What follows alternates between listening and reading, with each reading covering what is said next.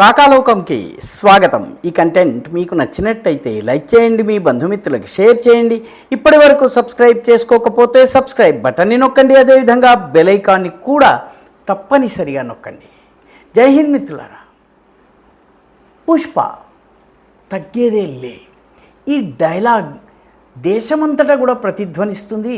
ఇది హిందీలోకి వెళ్ళిన తర్వాత పుష్ప జుకేగానే సాలా ఇది ఒక డైలాగ్గా మారింది. పశ్చిమ బెంగాల్లో తృణమూల్ కాంగ్రెస్కి చెందినటువంటి గూండా రాజకీయ నాయకులు సెంట్రల్ పోలీస్ వచ్చినప్పుడు చాలామంది ఇలా అని మేము కూడా పుష్ప లాంటి వాళ్ళమే అని చెప్పుకున్నారంటే మేము కూడా ఎర్రచందనం స్మగ్లర్లమే అని పరోక్షంగా ఒప్పుకున్న మాట వాస్తవం. అలాంటి వాళ్ళలో ఒకడు జహంగీర్ ఖాన్. ఈ జహంగీర్ ఖాన్ ఢిల్లీ నుంచి ఎవరో పోలీస్ ఆఫీసర్ వచ్చాడు, ఆయనని సింఘం అంటున్నారు. ఆయన సింఘం అయితే నేను పుష్పాని జుకుంగానే ఇస్తాలా ఈ డైలాగుని ఆయన చెప్పాడు. పుష్పతోటి ఫైట్ చేస్తే ఎలా ఉంటుందో చూడండి అన్నాడు. అయితే ఇప్పుడు ఆ జహంగీర్ ఖాన్ గారు పులిలా గర్జించడానికి ప్రయత్నించటం లేదు, పిల్లిలా మ్యావ్ మ్యావ్ అనడానికి ప్రయత్నిస్తున్నాడు. పైగా ఆయన పోటీ చేసేటటువంటి ఫాల్తా అసెంబ్లీ నియోజకవర్గంలో 21వ తారీఖున పోలింగ్ జరగబోతోంది. ఎన్నికల పోటీ నుంచి తాను వైదొలుగుతున్నట్టుగా ఈ జహంగీర్ ఖాన్ ప్రకటించారు. జహంగీర్ ఖాన్ ఇప్పుడు ఏమంటున్నారంటే ఫాల్తాలో శాంతి భద్రతలు నాకు చాలా ముఖ్యము, ఫాల్తా అభివృద్ధి నాకు చాలా ముఖ్యము, ఫాల్తాను అభివృద్ధి చేసేందుకు శుభేందు అధికారి ముఖ్యమంత్రి చేస్తున్నటువంటి ప్రయత్నాలన్నీ కూడా నాకు చాలా నచ్చాయి, కాబట్టి నేను పోటీ చేయను. నాకు సోనార్ ఫాల్తా కావాలి, బంగారు ఫాల్తా నియోజకవర్గం కావాలి, అందుకని నేను రాజకీయాల్లో పాల్గొనను. ఈరోజు పిల్లిలా మ్యావ్ మ్యావ్ అంటూ ఎన్నికల నుంచి వైదొలిగినటువంటి జహంగీర్ ఖాన్ ఏం చేశాడు? జహంగీర్ ఖాన్ ఏం చేశాడంటే పశ్చిమ బెంగాల్లో అసెంబ్లీ ఎన్నికలు జరుగుతున్నప్పుడు ఫాల్తా నియోజకవర్గంలోని బూత్లలో దాదాపు 60-70 బూత్లలో ఈ సీసీటీవీ లైవ్ స్ట్రీమింగ్ ఏదైతే ఉందో దాన్ని కట్ చేసేశాడు. అంటే అక్కడ ఏం జరుగుతుందో కేంద్ర ప్రభుత్వాన్ని క్షమించాలి ఎన్నికల సంఘానికి తెలియకుండా చేశాడు. అదే సమయంలో బీజేపీకి సంబంధించిన గుర్తు ఉన్నటువంటి బటన్ ఉన్నటువంటి ఈవీఎంల పైన బటన్ పైన టేప్ వేసేశారు, ఎవరు నొక్కడానికి వీలు లేకుండా.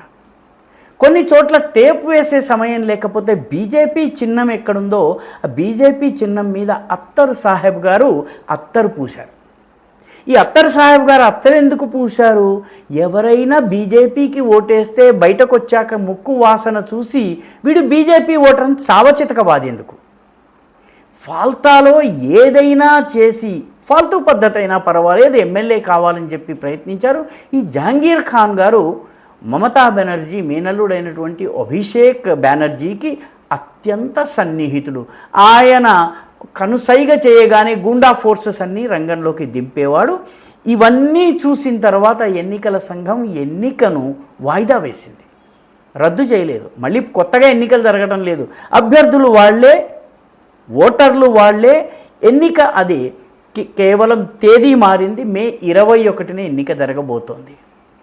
మే 21న ఎన్నిక జరుగుతుంటే మే 19న అయ్యవారు జహంగీర్ ఖాన్ కోర్టుకు వెళ్ళి ఎన్నికల ప్రచారం చేసేందుకు అనుమతి తెచ్చుకున్నాడు.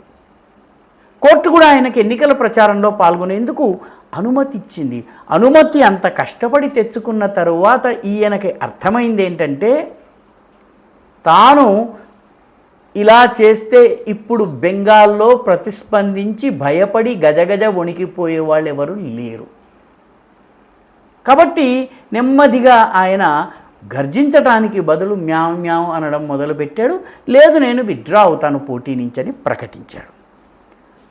ఆయన ఎన్నికల పోటీ నుంచి విరమించుకున్నటువంటి విషయం తెలిసినటువంటి తృణమూల్ కాంగ్రెస్ అధికార ప్రతినిధి, అతని పేరు సుకుమార్ రాయ్. ఈ సుకుమార్ రాయ్ ఏమన్నారంటే ఆయన ఇలా చేసినట్టు నాకు న్యూస్ పేపర్ల ద్వారా తెలిసింది, కారణాలు తెలియవు. ఎందుకంటే కారణాలు తెలుసును, వీళ్ళు గెలిచినటువంటి విధానము ఇలాంటిది. ఎందుకంటే ఒక్కొక్క తృణమూల్ కాంగ్రెస్కి సంబంధించి నిన్నటి వరకు ప్రజలని హింసించినటువంటి కంసాధములాగా ఉన్నటువంటి వాళ్ళందరి చిట్టా లెక్కలు బయటపడుతున్నాయి. ఉదాహరణకి బోన్గావ్ మున్సిపాలిటీలో ఒక కౌన్సిలర్ ఉన్నాడు, అతని పేరు సుకుమార్ రాయ్. ఈ సుకుమార్ రాయ్ ఒక వ్యభిచార గ్యాంగ్ని నడిపేవాడు. పోలీసులకి తెలుసును, కానీ పోలీసులు ఆయన దగ్గరికి వెళ్ళడానికి గజగజ వణికేవాడు. ఎందుకంటే మమత నా పైన, ఆమె యొక్క మమతా హస్తం ఉంది కాబట్టి నువ్వేం చేయలేవు. ఇప్పుడు అదే పోలీసులు ఆయనని అరెస్ట్ చేశారు. వ్యభిచార గ్యాంగ్ ఏదైతే ఉందో మొత్తం గ్యాంగ్ను కూడా అరెస్ట్ చేసి లోపలికి తీసుకెళ్లారు. ఇక బారానగర్ మున్సిపల్ కార్పొరేషన్కి సంబంధించిన చైర్పర్సన్ అయితే ప్రజలు ఆయనని చుట్టుముట్టి ఆయన చేసిన గూండాగిరి దాదాగిరి యొక్క లెక్కలని విప్పి అడిగితే చిట్ట చివరికి 2 చెవుల్ని పట్టుకుని నన్ను మన్నించండి అని క్షమాపణలు వేడుకున్నాడు. ఎందుకు క్షమాపణలు వేడుకున్నారు? ఎందుకంటే ఆయన ఏం చేశారో ఆయనకు తెలుసు, ప్రజలకు ఎందుకు కోపం వచ్చిందో ఆయనకు తెలుసు. అదేవిధంగా కూచ్ బిహార్లో ఎన్నికలు అయిన తరువాత ఫలితాలు వెలువడే లోపల బీజేపీకి ఓటు వేసినటువంటి వాళ్ళ మీద దాడులు చేశాడు ఒక ప్రబుద్ధుడు, కూచ్ బిహార్కి చెందినటువంటి అబ్దుల్ ఖాదర్ హక్ అతని పేరు. ఈ అబ్దుల్ ఖాదర్ హక్ని పోలీసులు అరెస్ట్ చేశారు. అధికారికంగా ధృవీకరించటం జరగలేదు, కానీ బెంగాల్లో మిత్రులు చెబుతున్నది ఏంటంటే చిన్నపిల్లలు వచ్చి జహంగీర్ ఖాన్కి సంబంధించినటువంటి నివాసాన్ని ఇష్టారాజ్యంగా మొక్కలు పీకి రకరకాల పనులు చేసి, మామూలుగా స్వచ్ఛ భారత్కి ముందు ఆరు బయట ఏ పనులు చేస్తారో ఆ పనులన్నీ చేసి వెళ్ళారట. సో ప్రజలలో తన పట్ల ఎంత వ్యతిరేకత ఉందో తెలిసినటువంటి జహంగీర్ ఖాన్ హఠాత్తుగా వినోబా భావే గాంధీ మహాత్ముల్లాగా మారిపోయి నేను ఎన్నికల్లో పోటీ చేయను, ఫాల్తా అభివృద్ధి నాకు ముఖ్యమని చెప్పారు. మొత్తానికి ఎన్నికల ముందే రంగం నుంచి నిష్క్రమించారు ఈ ప్రబుద్ధుడు జహంగీర్ ఖాన్. మొత్తము పోలింగ్ మొత్తం కాన్స్టిట్యున్సీ రిగ్గింగ్ చేయడానికి ప్రయత్నించిన వాడు ఈసారి పోటీలోనే దిగడానికి భయపడుతున్నాడు. పరిస్థితి ఆ రకంగా ఉంది. ఇదే సమయంలో పశ్చిమ బెంగాల్లో శుభేందు అధికారి ప్రభుత్వము సెంట్రల్ కోల్కతాలో ఉన్నటువంటి పార్క్ సర్కస్ ఏరియాని, ఇది ముస్లిం ఆందోళనలకు, ఉద్యమాలకు, ధర్నాలు, ర్యాలీలు, రాళ్లు విసరడానికి కేంద్ర స్థలం. సిఏఏ వచ్చినా, ఎన్ఆర్సీ వచ్చినా, రోహింగ్యాల్ని పంపించేసినా, బంగ్లాదేశీల్ని పంపించే ప్రయత్నం చేసినా ఇక్కడ రోడ్లను బ్లాక్ చేసేసి మహిళల్ని ముందు పెట్టి, పిల్లల్ని ముందు పెట్టి పెద్ద ఎత్తున ఆందోళన చేస్తారు. మొన్న శుక్రవారం నాడు ఇక్కడ రోడ్డు మీద బ్లాక్ చేసి నమాజ్ చేసే ప్రయత్నం చేశారు. పోలీసులు ముందు తక్కువ ఫోర్స్తో వచ్చారు, తర్వాత ఫోర్స్ పెరిగిన తర్వాత వాళ్ళకి ఏ భాషలో అర్థమవుతుందో ఆ భాషలో అర్థం చేయించారు.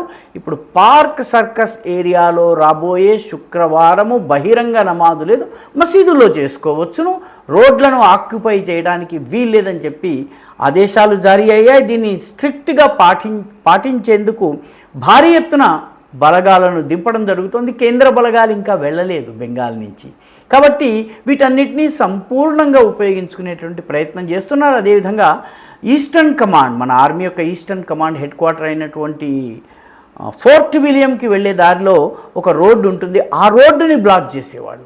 మిలిటరీ వాహనాలు కూడా బయటికి వెళ్ళడానికి వీల్లేని పరిస్థితి. మిలిటరీ వాహనాలు కూడా ఇదంతా అయ్యేదాకా వెయిట్ చేసి ఆ తర్వాత కదలాల్సినటువంటి పరిస్థితి. ఇప్పుడు ఆ ఏరియాని కూడా క్లీన్ చేయటం జరిగింది. జహంగీర్ ఖాన్కి ఇవన్నీ చూస్తున్నారు. ఒక్కొక్క తృణమూల్ కాంగ్రెస్ కార్యకర్తల బండారం ఎలా బట్టబయలవుతుందో తెలుస్తోంది. ప్రజలు తిరగబడుతుండడం చూస్తున్నాడు. అందుకే ప్రజల మధ్యకు వెళ్ళి ఓటు అడిగే ధైర్యం లేక ఎన్నికల నుంచి తప్పించుకున్నాడు. ఈ వీడియో మీకు నచ్చినట్టయితే లైక్ చేయండి, షేర్ చేయండి, ఈ ఛానల్కు సబ్స్క్రైబ్ చేయండి. మీ అభిప్రాయాన్ని కమెంట్ల రూపంలో తప్పనిసరిగా పంపించండి.